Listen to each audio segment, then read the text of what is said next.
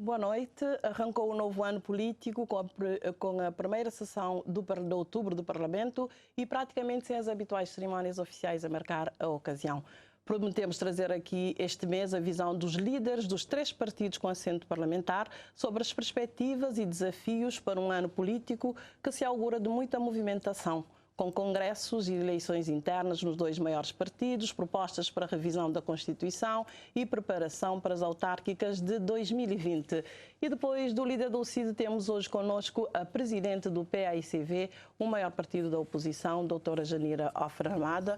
Muito boa noite e obrigada pela sua disponibilidade. Eu é que agradeço o convite e a oportunidade de poder estar cá para falar com os cabo-verdianos no país e na diáspora. O ano político arrancou sem a habitual cerimónia oficial de rentrée do ano político. Por quê? Quais as razões para não ter o alarido que quase sempre se faz, quase todos os anos se faz, da abertura do ano político? Mais uma vez, boa noite, Adelina. Gostaria de cumprimentar, reiterar os agradecimentos pelo convite, mas também cumprimentar a todos os cabo-verdianos que nos seguem de Santo Antão à Brava e também na nossa imensa e valiosa diáspora. O PAICV está a organizar a abertura do seu ano político e parlamentar para o dia 26 de outubro, aqui na cidade da Praia, mas também terá atividades noutros pontos do país. O próximo ano é um ano muito importante. Será um ano cheio de desafios. Nós teremos eleições autárquicas. É importante que todos os cabo-verdianos estejam conscientes da importância dessas eleições. A nossa expectativa, claramente, é que haja equilíbrio de poder, é que os cabo-verdianos, depois desses anos com mandato do MPD, na maioria das câmaras e também na governação, veja que, de facto, a colocação de todos os ovos no mesmo cesto não resulta em ganhos para o país e para os cabo-verdianos. Portanto, nós estamos a preparar-nos exatamente para isso. Alguns críticos, algumas pessoas dizem que houve um certo temor de se arrancar, de fazer aqueles comícios e organizar atividades à volta da abertura do ano político devido a alguma eventual fraca adesão das pessoas por causa da nova candidatura que surgiu dentro do PAICV. Não, da nossa parte não.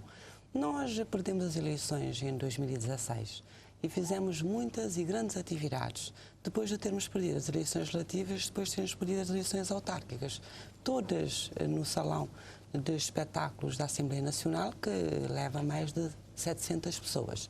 E eu tenho estado a fazer as deslocações, as visitas, estive recentemente nos Estados Unidos da América e todos os encontros foram muito concorridos, com uma grande assistência, uma assistência muito participativa, assim como eu tenho tido sempre uma grande recepção em todos os pontos do país para onde me desloco. Estarei neste fim de semana em Santo Antão, visitando os três concelhos. Depois iniciarei a semana em São Vicente, fazendo visitas, promovendo encontros. Terei um grande encontro lá também com os militantes e com a sociedade mindelense em geral, assim como terei encontros também em Santo Antão com os militantes e com a sociedade em geral no sábado e também no domingo. Portanto, nós temos de estar a trabalhar. Portanto, não havia perigo de não haver a grande adesão das pessoas a um eventual comício que o PAICV poderia ter feito? Naturalmente que não. Eu, aliás, desconheço essas críticas, mas essas críticas terão a devida resposta, como é natural, com a própria reação dos militantes. Mas, entanto, houve uma reunião que a JPI fez em Achada Grande e que não houve uma grande adesão por parte dos jovens a este encontro. É preciso aqui ver o formato dos encontros. Aqui, falando de forma muito clara e frontal consigo, houve uma atividade que o Primeiro-Ministro fez em Santa Catarina com vários artistas de renome internacional. Portanto, a questão que se coloca, os jovens foram porque era o Primeiro-Ministro a falar ou porque foram ouvir os artistas? Esta é a questão que eu coloco. Na praia não tem nenhum artista de renome internacional. Eu quis ter uma conversa aberta com os jovens num espaço que devíamos ter cerca de 200 jovens. E teve, assim, uma boa assistência e pudemos ter uma boa conversa, um bom debate, onde eu pude expressar as minhas ideias, mas também pude ouvir as preocupações dos jovens, que esse era o objetivo. Se eu quisesse fazer um espetáculo na rua com vários artistas, o faria, mas não era esse o objetivo. Mas, entretanto, pela entrevista que fizemos com o líder da JPI, esperava-se muito mais pessoas. Houve quase 2 horas, 1 hora e tal de atraso por causa da chegada das pessoas. Não, os atrasos em Cabo Verde, infelizmente, já passam a ser rotina. Atividades com jovens, mas atividades até oficiais. Há atrasos em quase tudo. Infelizmente, é uma das questões que precisa ser melhorada.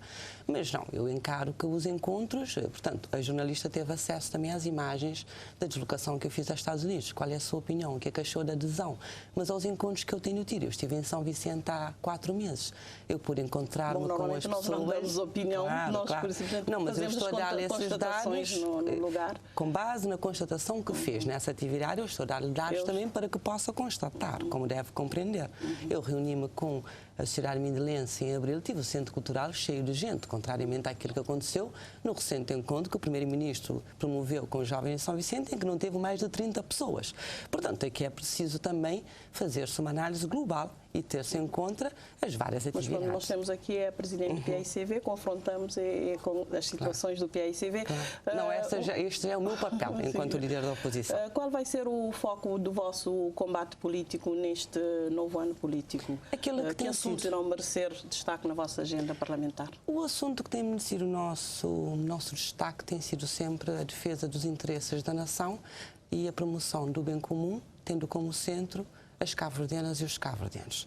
Nós assumimos a oposição, respeitamos primeiramente os resultados eleitorais, o que demonstra uma diferença de atitude relativamente ao movimento para a democracia. Nós não contestamos resultados e nem recorremos a suspeições ou impugnações, mas assumimos que queríamos estar na oposição fazendo o nosso papel. Por um lado, fiscalizando, e o temos feito nas diversas áreas, em diversos setores, mas também apresentando as nossas propostas alternativas. Aliás, nós acabamos de terminar uma sessão em que a proposta que o PAICV apresentou sobre a transparência ativa foi chumbada pelo MPD.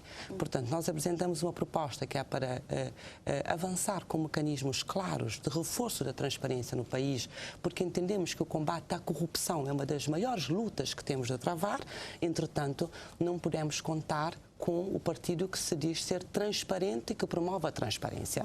Mas contavam com a aprovação desta proposta por parte do MPD? Nós não podemos apresentar propostas porque o MPD aprova ou deixa de aprovar. Nós apresentamos propostas de acordo com a nossa visão e para responder às necessidades que a sociedade cabo-verdiana tem e que o país tem.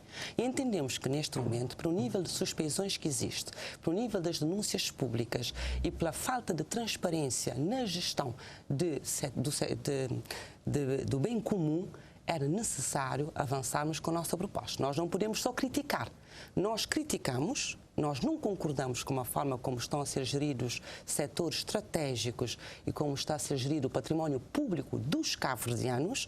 Por isso mesmo, avançamos com a nossa ideia do que é que poderia reforçar a transparência na gestão da coisa pública. Mas normalmente as propostas, as iniciativas legislativas dos partidos políticos não são consensualizados antes de irem para as sessões parlamentares? Veja, nós pedimos um agendamento há cerca de sensivelmente 6 meses. E o MPD pediu que nós retirássemos o diploma para termos tempo de consensualizar o diploma.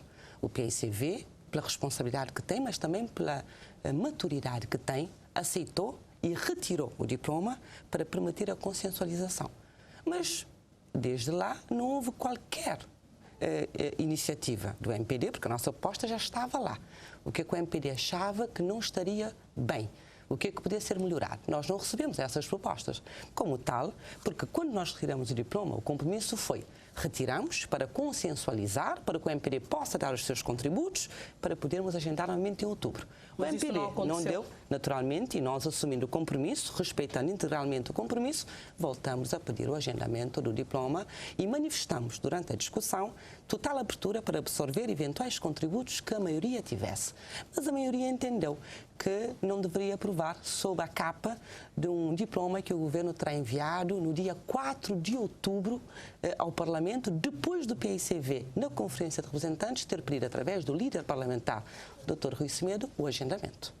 O PAICV tem estado preocupado, portanto, na declaração política, com os negócios relativos na declaração política que fez na sessão, com os negócios dos transportes aéreos e marítimos. Qual é realmente o problema que se põe neste momento em relação aos transportes marítimos? O PSB tem manifestado preocupação com vários setores estratégicos no país. Os transportes, o turismo, a agricultura, a saúde, a educação, a habitação, o desenvolvimento local. Portanto, a governação no seu todo tem sido marcada por uma grande intransparência e por uma grande inconsistência. Nota-se claramente, e penso que isso já é evidente para os cabo-verdianos, que não há uma visão de desenvolvimento estratégico para Cabo Verde. O que tem acontecido é a tomada de medidas avulsas numa espécie de navegação à vista e de política de retalho, que naturalmente acaba por levar o próprio governo a corrigir-se a si próprio. Relativamente aos transportes, os transportes acabam por ser o setor onde essa intransparência e essa inconsistência da governação do MPD é mais evidente. E vamos por partes.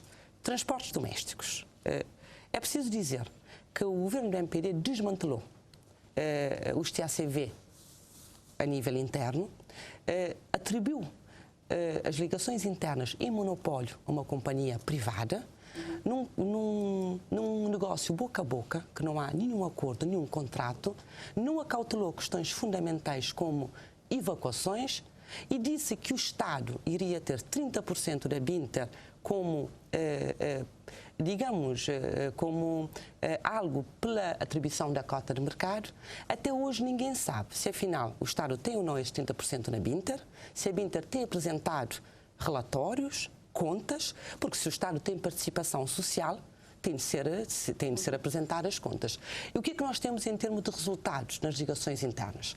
Temos menos voos, temos voos mais caros, temos mais dificuldades e as evacuações passaram por sérias dificuldades. Igual vai ser nos transportes. Permita-me só, porque isso é importante. Nos transportes a nível internacional, TACV internacional, foi feito um processo de privatização que se traduziu numa venda por 48 mil contos, ou seja, preço de rifa, em que nenhum centavo ainda entrou nos cofres do Estado. Mas mais do que essa venda, preço de rifa, é o fato do negócio ser feito sem transparência. Ninguém conhece ainda os membros deste negócio, porque o vice-primeiro-ministro e primeiro-ministro em exercício, o Dr. Olavo Correia, conseguiu entregar ao Parlamento documentos, não entregando 3 dos documentos mais importantes, dentre os quais o contrato. Portanto, isso demonstra também a intransparência e a inconsistência, porque nesta medida de privatização deixaram, por exemplo, o segundo maior centro populacional do país, São Vicente, completamente fora das ligações internacionais. São denúncias que o PSV vem fazendo durante todo este processo dos transportes. O que vai fazer de concreto o PSV para repor o que acha que deveria ser a situação normal? O PSV não é governo ainda, não pode fazer. Quando merecer a confiança dos cabo-verdianos, o PSV fará. Mas neste momento só pode fazer denúncias e mais nada? Não. O PSV já entregou uma queixa à Procuradoria-Geral da República sobre esse processo da Binter. O PSV pediu a constituição de uma comissão parlamentar de inquérito sobre este negócio com a Binter, que foi inviabilizada no Parlamento pela maioria do MPD. Mas neste momento o que nós podemos fazer é denúncias, apresentar queixas junto das instituições, neste caso competentes, que é o Ministério Público, e naturalmente nós já dissemos que, sendo nós governo, nós não somos contra a privatização, nós somos contra a forma como se fez e se está a fazer a privatização sem transparência e sem acautelar os interesses do país. Os transportes marítimos também vai ser a mesma coisa. Permita-me só concluir nos transportes aéreos. Nós entendemos que a política de transportes de um país não pode estar apenas nas mãos do mercado. Isso não quer dizer não privatizar. Isto quer dizer privatizar tendo em conta os interesses estratégicos do país. O que é que nós faríamos? Nós nunca privatizaríamos os TACV sem garantir que as questões estratégicas estariam salvaguardadas. Nós não podemos, por exemplo, lembrar-nos que os nossos imigrantes são importantes só quando mandam remessas para o país. Nós não podemos governar Cabo Verde esquecendo-nos que temos ilhas e que todas as ilhas não têm respostas a nível da saúde. Então o cabo-verdiano que está numa ilha que não tem um hospital central ou regional, ele não tem direito à saúde?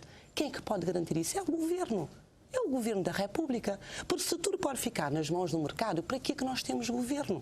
O governo existe para garantir a promoção do bem comum. É por isso que a senhora paga impostos e que eu pago impostos. É Quer por dizer isso que nenhuma das medidas que foram tomadas para o setor transporte não dão resposta do ponto de vista do PICV às necessidades do país. Não é do ponto de vista do PICV, eu penso que é do ponto de vista da nação. Mas porquê? O MPD acha que dá resposta. Mas eu eu estou a fazer uma pergunta, naturalmente, que não poderá não responder, como disse bem, e concordo.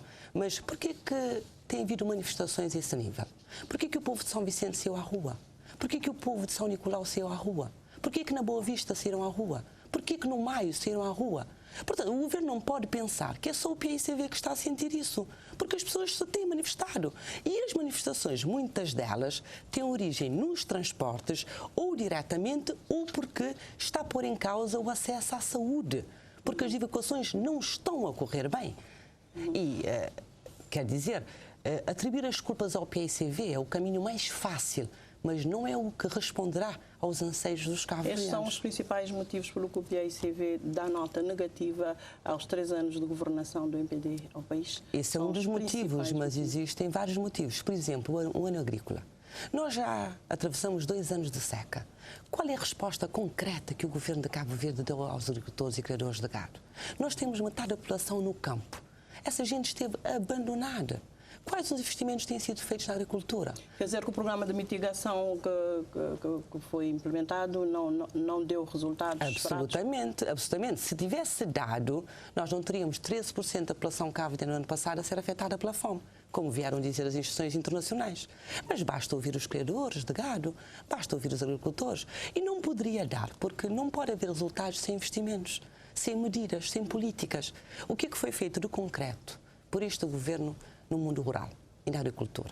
As barragens foram abandonadas, não foram feitas as redes secundárias de irrigação, a área irrigada não foi aumentada, não foi organizada a produção agrícola, não foi estimulada a pecuária semi-industrial. Os criadores muitas vezes ficaram em situação de abandono, os vales secos não tiveram qualquer impacto e os centros de transformação agroalimentar que foram edificados na governação anterior ficaram de portas fechadas quase 2 anos. Mas nós, neste momento, temos 4 centros pós-colheita que há 3 anos e meio estão de portas fechadas. E como é que é possível se ter resultados sem medidas, só com gestão corrente e má gestão corrente? Não é possível. Mas não é só na agricultura e nos transportes. A saúde, como é que está a saúde? Nós estamos a ter acesso à saúde? Nós estamos a ter meios de diagnóstico? Nós estamos a ter tratamento? Por que é que há tanta gente a sair para ir fazer consultas, por exemplo, em Dakar? Por que é que há tantas denúncias de problemas nas evacuações? Há porque a saúde está a ficar cada vez mais um luxo e não um direito. Há porque as evacuações estão a ser uma miragem. Há porque os cabo-verdianos não estão a ter acesso à saúde, não estão a ter acesso a meios de diagnóstico e não estão a ter acesso a respostas, a tratamento. E isso eu digo-lhe porquê. Porque nós temos um governo que gasta 636 mil contos em viagens, mas não equipa os centros de saúde com equipamentos de raio-x, de hemograma, de eletrocardiograma, de urina 2, para melhorar os meios de diagnóstico. Entretanto, o governo tem dito que tem feito esse trabalho e o PICV diz que não e o povo fica sem saber. Não, o governo não tem dito isso. Nós podemos confrontar. Não, nós confrontamos diretamente o Ministro da Saúde no Parlamento e ele em nenhum momento nos respondeu que estão a equipar os centros de saúde. Não. O que o Ministro disse, foi anunciado no Parlamento, é que vai iniciar as obras de construção do bloco operatório em alguns lugares. Sr. Presidente, quer dizer que no novo ano político vamos continuar a ter o mesmo combate em termos de confrontação com o governo e qual é a agenda? Eu perguntei a agenda do PICV neste ano parlamentar. Eu não diria que continuaremos a ter o mesmo combate. Nós continuaremos a defender com mais força ainda os direitos e os interesses do país e as expectativas dos cabo-verdianos. Que é o papel da oposição também, mas naturalmente. Mas com certeza terá o PICV uma agenda para este ano parlamentar. O CID, por exemplo, já disse que vai apresentar a sua proposta de Constituição. Claro. O PICV apresentou durante esses 3 anos e meio 15 propostas no Parlamento. 15 projetos de lei e projetos de resolução. O PSV no ano passado entregou o seu regime de privatizações, a sua proposta, entregou a sua proposta de Código Eleitoral, entregou o pacote de poder local, consubstanciado no Estatuto dos Municípios, no regime financeiro dos municípios e na tutela administrativa sobre os municípios. O PSV já fez aprovar o Estatuto do Trabalhador Restaurante. O PSV entregou a sua proposta de lei de transparência. O PSV não vai ter agenda agora. O PSV tem agenda desde que foi para a oposição, assim como tinha agenda da governação quando estava na governação. Mas deve ter alguma prioridade para este ano, não? Nós temos várias prioridades. Uma das prioridades é o projeto de revisão constitucional, que já está na sua fase final, e algumas das propostas até já foram socializadas. Nós, quando apresentamos o nosso projeto de regionalização do Parlamento, há matérias que constam da nota explicativa e da exposição de motivos, que naturalmente são objeto de revisão constitucional. Uma das quais é a reforma do Estado ampla, que nós estamos a propor ao país, aos cabo-verdianos. Portanto, acredita que neste novo ano parlamentar haverá mais abertura ao diálogo e suficiente para se chegar a entendimentos necessários para caso de questões que exigem 2/3 para aprovação? Nós estamos a falar de um governo, de um governo que está a governar há 3 anos e meio, que já tem 4 orçamentos de Estado aprovados. Portanto, falta um orçamento de Estado para ser aprovado por este governo, que é o orçamento de 2020. Acha que um governo que não procura aproximação, não faz reformas em 3 anos e meio, é num ano pré-eleitoral que vai conseguir fazer alguma reforma? Não. O MPD perdeu a oportunidade de fazer reformas. E é isso que é verdade. E é preciso ser dito. Eu, no início do mandato, propus ao Primeiro-Ministro e Presidente do MPD que pudéssemos ter uma agenda trimestral para a aproximação de posições e consensualização de matérias que mereciam, e no nosso ponto de vista merecem, um consenso nacional. Pura e simplesmente ele ignorou essa minha proposta.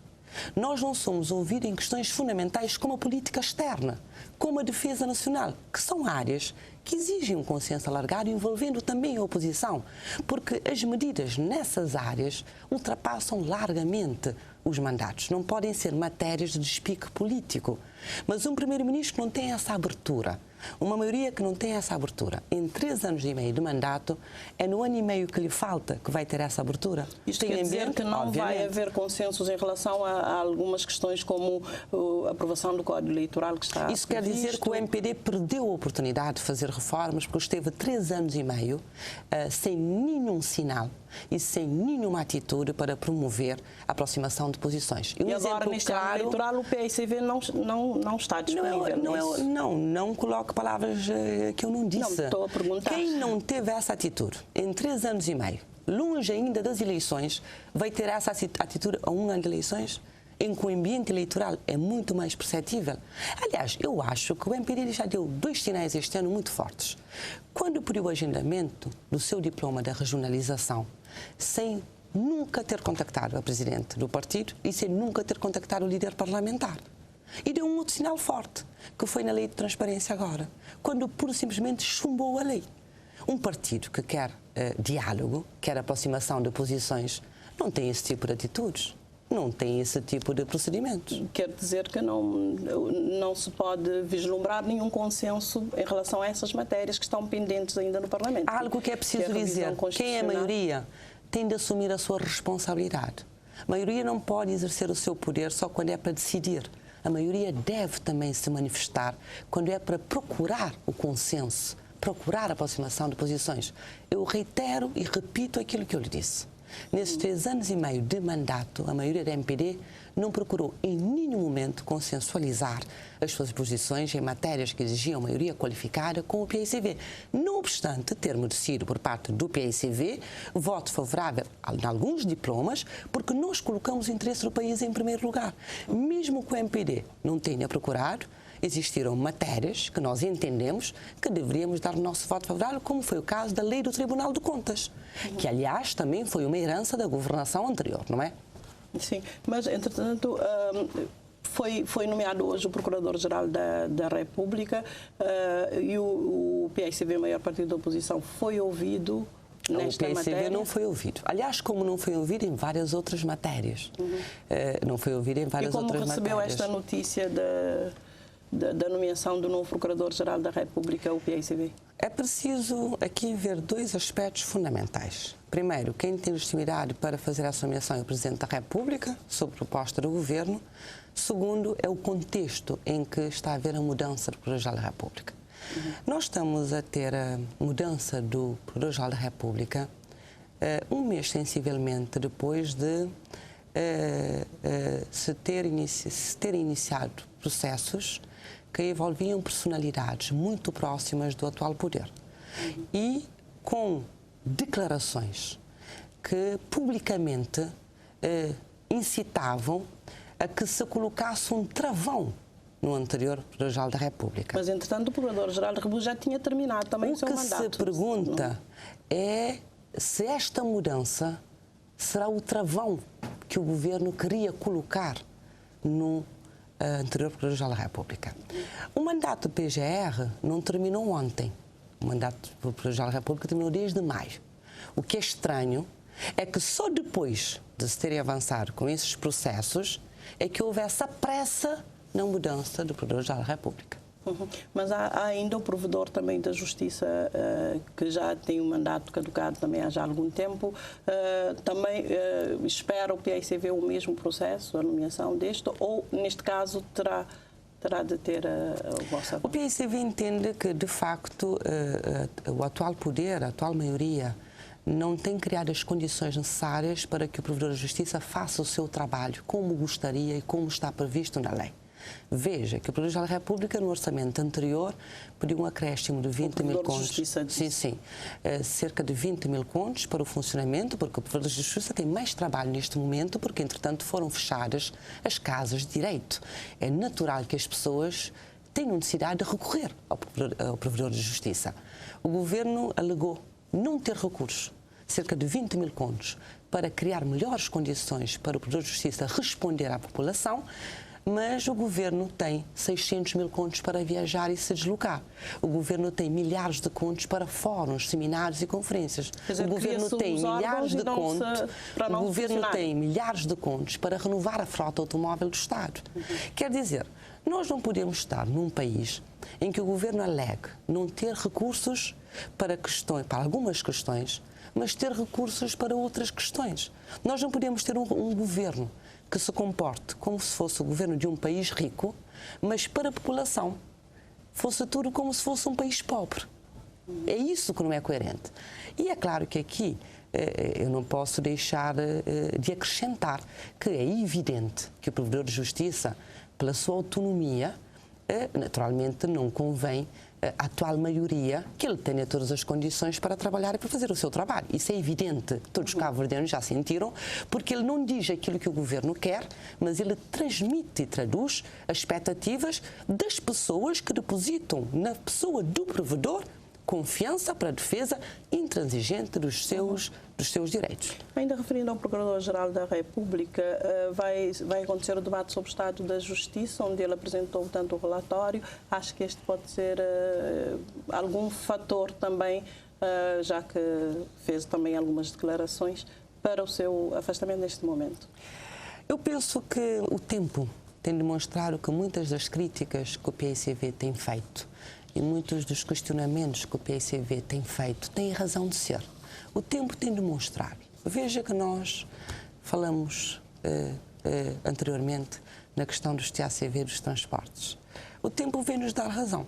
A maioria decidiu desmantelar os TACV a nível doméstico, devolveu os ATRs antecipadamente pagando 7,5 milhões de dólares. Hoje é este mesmo governo que já foi recorrer a uma aeronave para fazer as ligações internas. Nós avisamos a atual maioria de que a medida intempestiva e sem planeamento da isenção de vistos não era uma medida acertada nos moldes em que estava a ser tomada. Passado um tempo, feitas as contas, o próprio Governo foi ver que não conseguia, não havia planeado e foi aumentar a taxa de segurança aeroportuária. Portanto, nessas questões, a seriedade é sempre recompensada, porque o tempo faz o seu trabalho. E muitos dos questionamentos que nós temos levantado, O tempo é que nos tem dado razão. Nós alertamos que não era bom entregar o mercado doméstico em monopólio a uma empresa privada. Depois foi o que se viu. Tivemos perdas de vida humana, infelizmente, por causa das evacuações. Tivemos dificuldades nas ligações e hoje os cabo-verdianos já tiraram as suas conclusões. Mas debate sobre o estado da Sim, da falávamos e colocou-me uma questão. Eu lhe disse que os questionamentos que o PICV tem feito, o tempo tem demonstrado que o PICV tem razão. Uma outra questão, até que ponto a bipolarização política que existe na nossa democracia tem dificultado os consensos no Parlamento?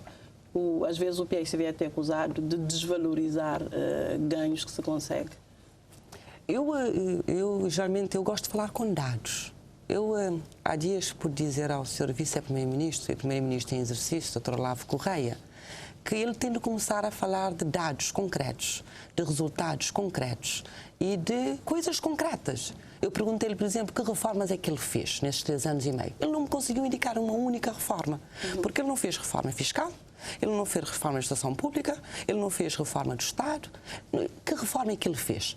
Nós não podemos estar a falar de ganhos de forma vazia e oca. Nós temos de falar de que ganhos. Eu preciso saber que ganhos são esses. Porque eu por lhe dizer quais foram as reformas concretas que o seu governo fez nestes 3 anos e meio de mandato, ele não me conseguiu indicar, porque também não tem. Sim, mas um dos ganhos que o governo tem avançado é a questão do crescimento económico. Mas o crescimento é algo que o FMI hoje veio esclarecer um pouco. Para já o FMI já disse vai claramente... manter até 2024 em 5%. Exatamente. Mas é preciso, mas o FMI disse mais. Disse que o crescimento relevante é aquele que tem impacto na vida das pessoas. E eu pergunto, esse crescimento que o governo tem preparado tem tido impacto na vida dos cabo-verdianos? Como é que o país... O ministro Olavo Correia também já disse que continua com esse compromisso de crescer a 7%, independentemente da avaliação. Não, o ministro Olavo Correia tem dito muitas coisas, o tempo vai demonstrar que muito do que ele diz não se concretiza. É mais marketing que ele faz. Mas isso o tempo vai demonstrar. Mas veja, o país dizem que está a crescer 5%, 5 vezes mais do que na nossa governação. Entretanto, a taxa de desemprego está em 12,2%. Mas nós, quando estávamos a crescer a 1% em 2015, a taxa de desemprego ficou em 12,4%. Como é que o país pode estar a crescer a 5% se nós temos mais 15 mil desempregados em Cabo Verde, mais 6 mil em 2017, mais 9 mil em 2018? Está a dizer que não é credível os dados que o governo... Não, eu estou a dizer que se o país está a crescer a 5%, como o governo propala, quer dizer que esta riqueza está a ficar num pequeníssimo grupo de pessoas perto do poder, porque não se sente na saúde. Quando o país cresce, tem de haver mais acesso à saúde para as pessoas. Não se sente em educação. Não temos mais bolsas de estudo, não temos mais apoios socioeducativos. Onde é que está esse crescimento? Não se sente no mundo rural. Não há investimentos na agricultura. Não se sente no setor das pescas. O setor das pescas não teve uma única medida estruturante há 3 anos e meio. Portanto, o crescimento não pode ser apenas propalado, tem de ser sentido. E eu vou lhe dizer algo que eu disse ao Primeiro-Ministro no Parlamento, no Estado da Nação. Por mais que se tente mascarar a realidade, senhora jornalista, por mais que se propale um crescimento de 5%, não é possível convencer uma mãe-chefe de família que o seu país está a crescer quando ela não consegue garantir 3 refeições por dia aos seus filhos. Não é possível convencer o jovem que está a estudar, mas não tem bolsa, que o seu país está a crescer 5 vezes mais, porque ele não sente a oportunidade. E isso precisa ser dito de forma clara. Onde é que estão estes 5% e quem está a ganhar com estes 5%? Porque o povo de Cabo Verde é que não é, sobretudo os mais pobres. Os mais pobres estão a ficar cada vez mais pobres. E é uma questão que eu quero lhe colocar e quero pedir aos cabo-verdianos que reflitam.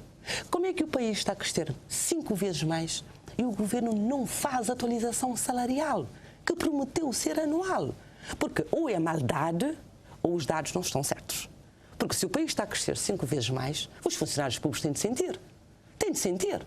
Se o país está a crescer 5 vezes mais, os jovens têm de sentir. Mas portanto, o governo veio explicar esta situação. Não, o governo não explicou. Não, o governo não explicou. Permita-me discordar. Eu mesmo entrevistei o ministro e ele explicou. Não, o governo respondeu. Ele explicou a questão de não houve aumentos salariais, mas houve ajustamentos e reclassificações e não, tudo é preciso que a massa salarial envolveu. Não, nós estamos a falar de algo muito concreto. Primeiro, O compromisso que esta maioria ganhos também para o compromisso que esta maioria assumiu não foi resolver os pendentes ou atualizar os salários, foi resolver os pendentes e atualizar os salários. Mas nós estamos a falar de dois contextos diferentes. A governação do PAICV, a partir de 2011, teve de lidar com os impactos da pior crise financeira internacional dos últimos 75 anos. Por isso é que o país estava a crescer a 1%. Este governo está a ter um ambiente internacional favorável, o mundo está a crescer, a zona euro está a crescer. O país, dizem, está a crescer 5 vezes mais. Se o país está a crescer 5 vezes mais, não é possível fazer mais? É possível, sim. É possível governar melhor, é possível fazer mais, é possível, sobretudo, garantir mais coesão social, mais partilha de riqueza. Porque se há riqueza, esta riqueza está a ficar concentrada num pequeno grupo. E é esse crescimento que não interessa a Cabo Verde, porque não é sustentável, não é inclusivo. Voltando para os próximos desafios do funcionamento do partido, para o interior do partido, para quando estão marcadas as diretas e o Congresso do PAICV? O meu mandato enquanto presidente do PAICV termina no dia 29 de janeiro de 2020, porque eu fui eleita no dia 29 de janeiro de 2017 e os mandatos são de 3 anos. Entretanto, o órgão com competência estatutária para marcar as eleições é o Conselho Nacional, que o vai fazer seguramente, mas ainda não o fez. Mas permita-me aqui esclarecer algo. Eu, desde o mês de abril, em que tive um encontro publicitado com todos os presidentes das comissões políticas regionais, informei que estou sempre disponível para servir Cabo Verde, para servir o PAICV, mas que nunca aceitaria me apresentar às eleições gerais sem passar por eleições internas e sem cumprir escrupulosamente os estatutos do partido. Eu entendo que os mandatos existem para serem cumpridos, sim, em condições normais, mas, sobretudo, que os estatutos do PAICV devem ser cumpridos. E quem lidera, ou quem pretende liderar, deve dar o exemplo com a postura e com o comportamento, com o exemplo todos os dias. Com isto está a confirmar que vai ser candidata à sua própria reeleição, não é? Então, neste momento, o que eu penso que é prioritário para o país, para os cabo-verdianos e para o próprio partido é reforçar a fiscalização e apresentar a sua visão para o país. Às vezes as pessoas querem que eu me foque exclusivamente na vida interna do partido, mas eu penso que não é isso que os cabo-verdianos esperam de mim e não é isso que os militantes esperam de mim. Os cabo-verdianos e os militantes esperam que a Presidente do PAICV, que é o maior partido da oposição e tem responsabilidades grandes no país, de facto, continua a fazer o seu trabalho fiscalizando a ação governativa e apresentando propostas alternativas. As eleições internas são internas e são tratadas no quadro próprio, no espaço próprio e com respeito pelas regras próprias. Sim, mas entretanto a senhora, por exemplo, prometeu no último congresso em conseguir uma união interna do partido para fortalecer também a oposição. É possível ter uma oposição forte sem um partido forte? De todas as vezes que eu venho cá, me coloco a questão da união do PAICV. Eu penso que eu terei de lhe responder exatamente da mesma forma. O meu foco é trabalhar para que o PAICV esteja à altura das expectativas dos cabo-verdianos. E considera que o PAICV neste momento está à altura? Eu considero que o PAICV tem merecido cada vez mais a confiança de cada vez mais cabo-verdianos. E isso é sentido também nas ruas. E porquê que os cabo-verdianos têm demonstrado isso? Porque nós temos feito a nossa fiscalização de forma séria, mas também temos apresentado propostas consistentes para o país. Um partido unido não é um partido em que todos concordem com o líder do partido. O PAICV não é um partido monolítico. O PAICV é um partido democrático. Todos não têm que concordar comigo. Agora, as decisões são tomadas nos órgãos próprios com competências estatutariamente estabelecidas para tal. E vou-lhe dizer algo como líder do PAICV. Eu dialogo, mas eu não claudico, senhora jornalista. Isso quer dizer que... Mas é acusada de não dialogar dentro do partido. Sim, e sou acusada de não dialogar exatamente por quem hoje está em algumas posições resultantes do meu diálogo enquanto líder do PAICV. Nós temos personalidades que neste momento são deputados nacionais, que são deputados nacionais fruto do meu diálogo e do trabalho de articulação para promover a sua integração. E isto é do conhecimento geral, público e dos militantes. Mas a parte disso, e filo de forma honesta, sincera e pensando primeiro em Cabo Verde e no partido. Mas permitam-me dizer algo. A pior coisa que pode existir para uma organização é um líder inseguro. Eu dialogo, mas eu tenho uma visão clara para o partido, eu tenho uma visão para Cabo Verde e a minha visão foi sufragada pela grande maioria dos militantes. Portanto, absorver contributos é bom e faço, mas não me demito das responsabilidades de liderar o PSV para o qual eu fui eleita e que assumo na íntegra.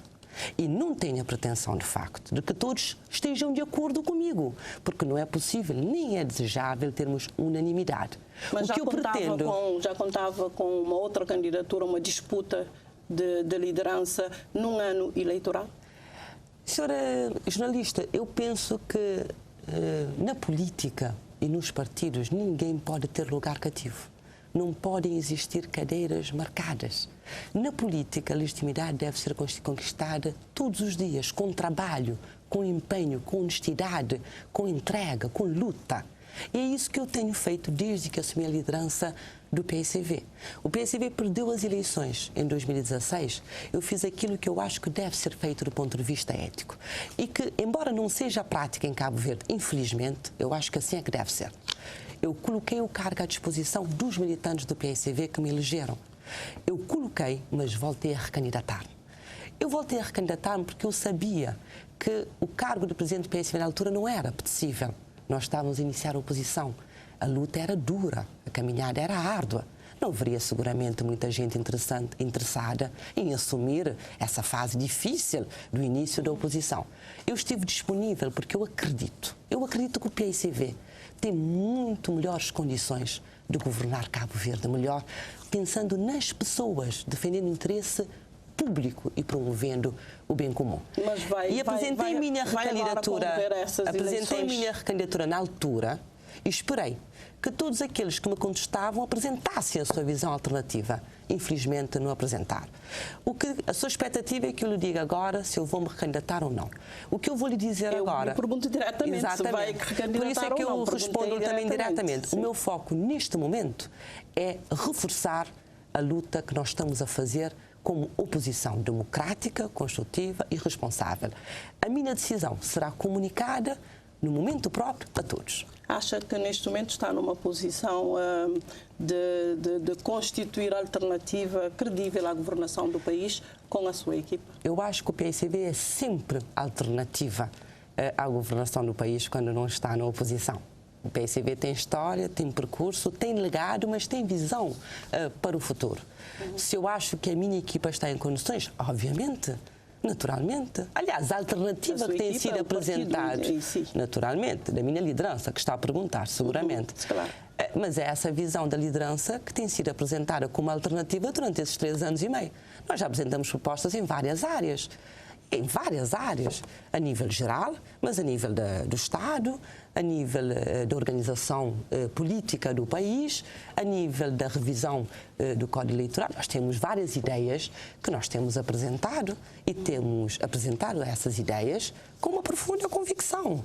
Naquilo, não somos donos da verdade, nem pretendemos ser, mas somos convictos das causas que defendemos e continuaremos a defender. Mas uma disputa interna do partido a menos de um ano das eleições autárquicas, portanto poderá ser em janeiro ou março, que riscos isso traria para a preparação do partido para as eleições autárquicas? Eu penso que é momento de nós começarmos a naturalizar as disputas internas dentro dos partidos. Sim, mas é facto que vai haver disputa, mas isto... Há riscos dessa disputa, já que a pessoa vai ser eleito a menos de 7 meses, a preparação das autárquicas. Mas é isso que eu lhe estou a dizer. Eu penso que é preciso nós naturalizarmos a disputa. Nós, por vezes, ficamos com uma síndrome da primeira vez. É como o governo, quando faz cimeiras, fala como se fosse a primeira vez que se fizesse cimeiras em Cabo Verde. Não, eu não tenho, e muito sinceramente acho que o PSV não deve ter a síndrome da primeira vez.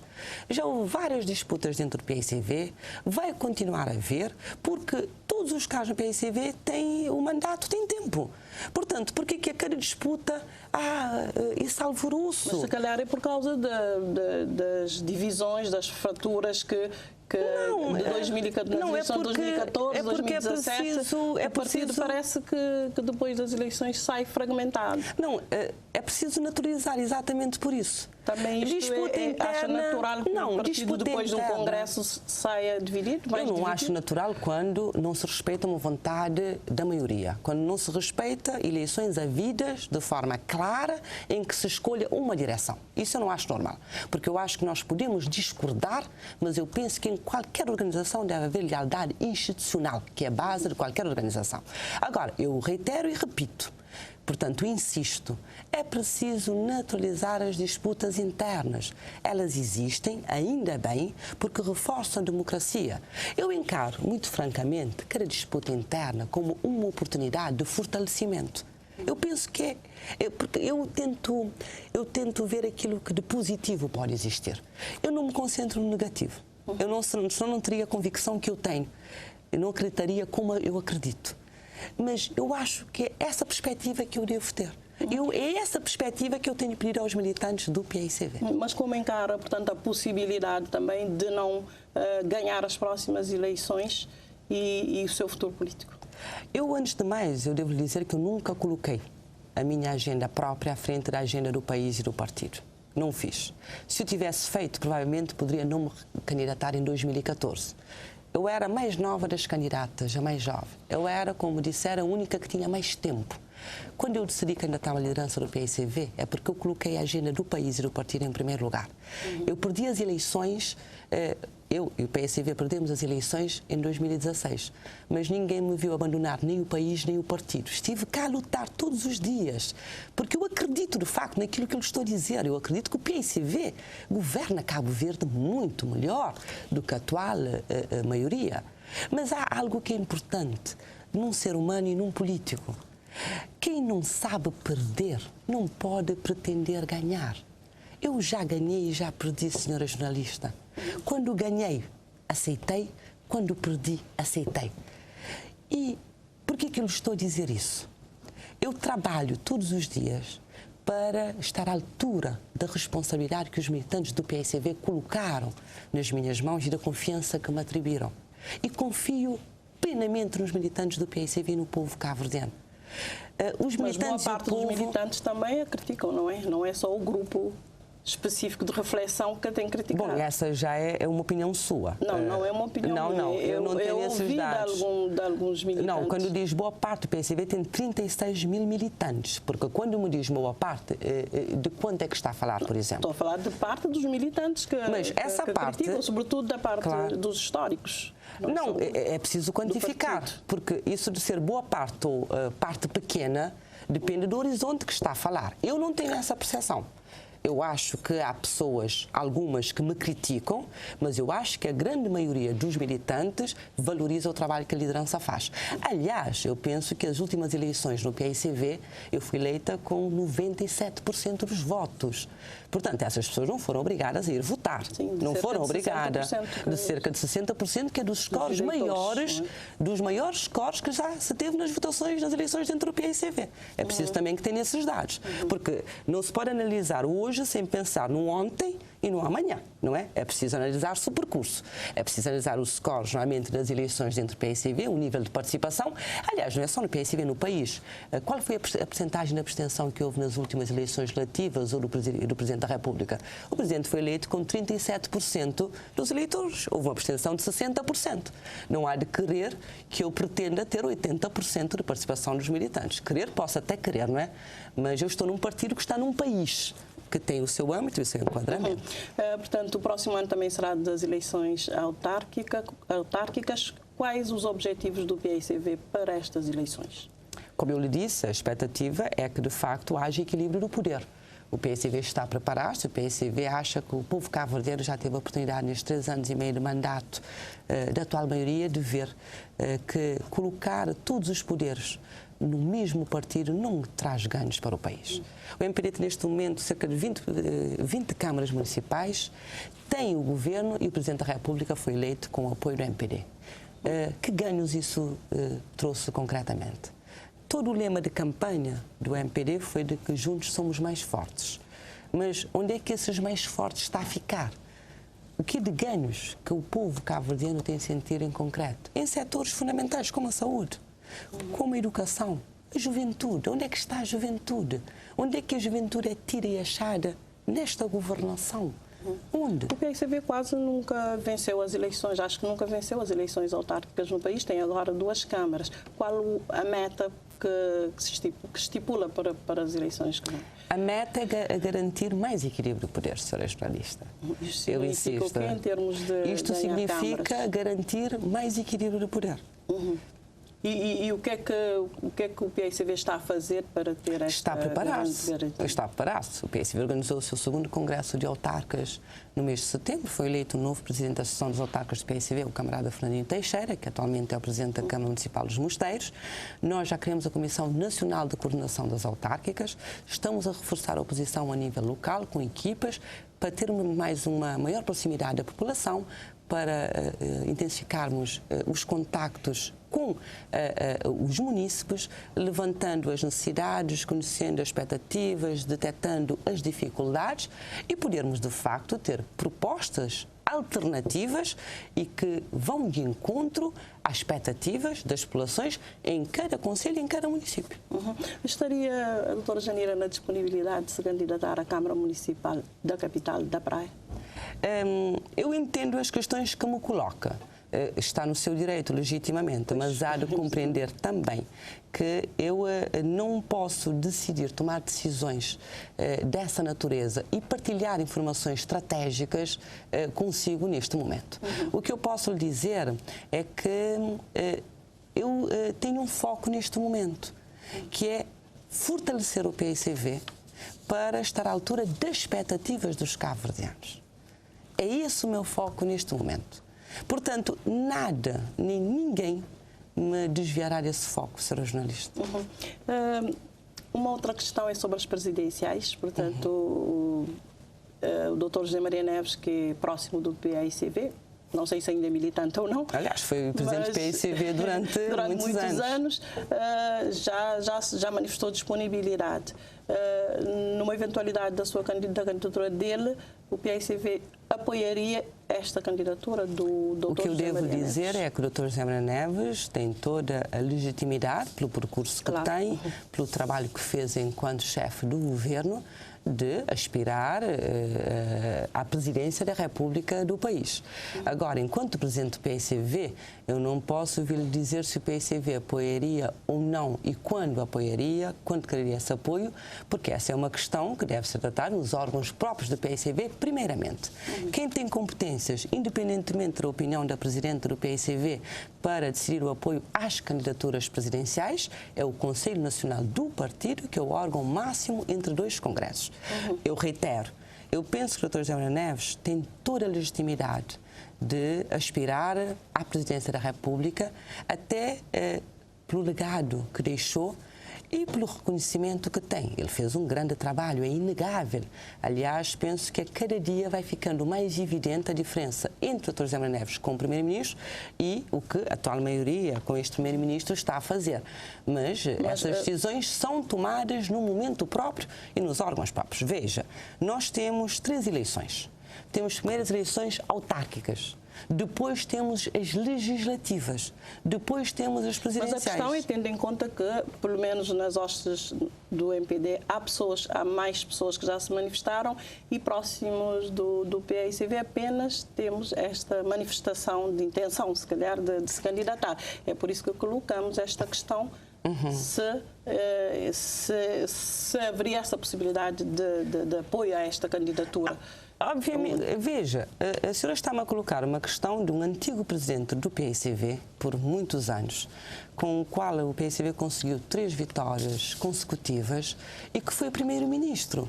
Se ele não há como tem não apoiá-lo, isto que... Não, a senhora quer colocar palavras na minha boca, eu insisto que não coloque. Não. Eu, primeiramente, o que eu lhe digo é que qualquer político deve ter em conta o calendário eleitoral. O PSCV tem a primeira eleição que são as eleições autárquicas. O nosso foco está nas autárquicas. Depois teremos as legislativas e assim sucessivamente. Agora, que é legítimo da parte do Dr. José Neves que queira se candidatar, é legítimo, eu penso que isso até o MPD reconhece. Mas quando me dá o exemplo de várias personalidades no MPD que querem, eu devo dizer que, de facto, nós somos diferentes do MPD. Porquê? Eu não me imiscuo na vida interna do MPD, contrariamente àquilo que os dirigentes do MPD fazem com o PICV. Eu aqui dou-lhe o exemplo do Dr. António Costa, que quando lhe perguntaram sobre as eleições internas no PSD, ele respondeu que o partido cada um trata do seu. É preciso ter postura de Estado, não é? Portanto, as questões internas do MPD, o MPD deve tratá-las. E eu não preciso recorrer às questões internas do MPD para poder ter argumentos para demonstrar que o MPD não é a solução para Cabo Verde. E de uma forma genérica, concluir esta nossa conversa que já está no fim, qual é o maior desafio do PICV para este ano político que agora começa? Naturalmente são as eleições autárquicas, mas continuaremos a trabalhar. Mas as eleições internas não constituem um grande desafio também? O partido existe para defender o povo, não é o contrário. O partido deve se concentrar, por isso, na defesa dos interesses do povo. A atual situação que o país está é preocupante. Portanto, todos no PICV devem se concentrar primeiro em encontrar forma de ajudar o povo cabo-verdiano a sair da situação em que está com esta governação. Por isso, permita-me, eu tenho de ser primeiramente cabo-verdiana. Eu sou cabo-verdiana primeiramente, Adelina. Eu, antes de ser do partido, eu tenho de ser cabo-verdiana porque eu sou do PICV, porque eu sou cabo-verdiana. Mas tem compromisso também com o PICV, agora, eu não é? acredito, eu sou cabo-verdiana e quero defender o meu país. Agora, acredito convictamente que a defesa que eu posso fazer do meu país é através do PICV. Por isso é que eu sou do PICV também convictamente. Muito obrigada pela sua disponibilidade em estar agradeço. aqui a partilhar as suas ideias e também os desafios para o novo ano político. Obrigada, muito obrigada. E da nossa parte é tudo. Estivemos com a Presidente do PICV a falar dos desafios e das perspectivas para o novo ano político que se iniciou. E na próxima semana contamos ter aqui o Secretário-Geral do MPD, o Dr. Miguel Monteiro, para também falar dos desafios do MPD neste novo ano político. A todos a continuação de muito boa noite e nós voltamos na próxima semana.